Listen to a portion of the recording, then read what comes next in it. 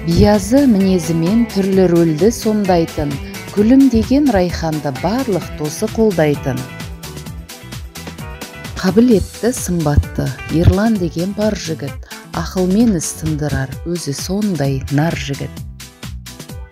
Күндей күліп жүреді, әп-әдемі бір өзі, Римма атты сұлу қыз, сыныптың ең үздігі.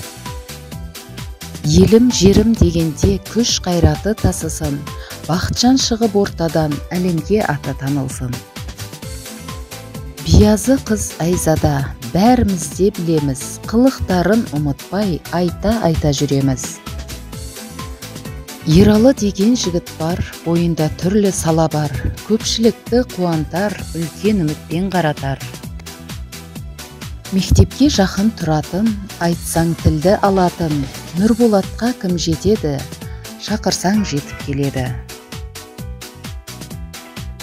Алдында көп арманы, шығар биік белесі, жақсылыққа жаны үйір, Ербол сыныптың еркесі.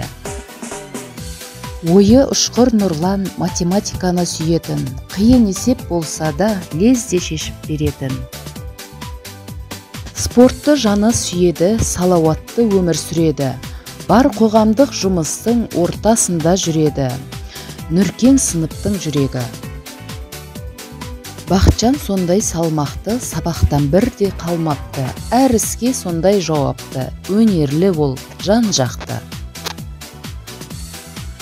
Мақтанышы сыныбымыздың Венера, ізетпенен сөйлейді ол жай ғана, өзі әртіс, тумасынан дарынды, мектепте ол өнермен танылды. Топ басшысы бола білген Сауытбек, зеректікпен көш басынан көрінген, қара жорға әуеніне би билеп, сахнаның табылатын төрінен. Ән салудан жалықпайды, шаршамайды сірә бір, күмістің сан өнері бар, сырын терең ұға біл. Бойында үлкен намыс бар, әр қашан алға ұмтылған, 8 қырлы бір сырлы Сәрсенбай жігіттің төресі. Біздің Бегай өнерлі үздік дағы, өнерімен тәнтеткен барша жанды, ынтымақпен сыйластығы бірге үндесіп, бақытына бөлейді барлық маңды. Тәтті дара сөзі бар біздің Саяттың бойында, көңіліңізге гүлегер өнері көп бойында.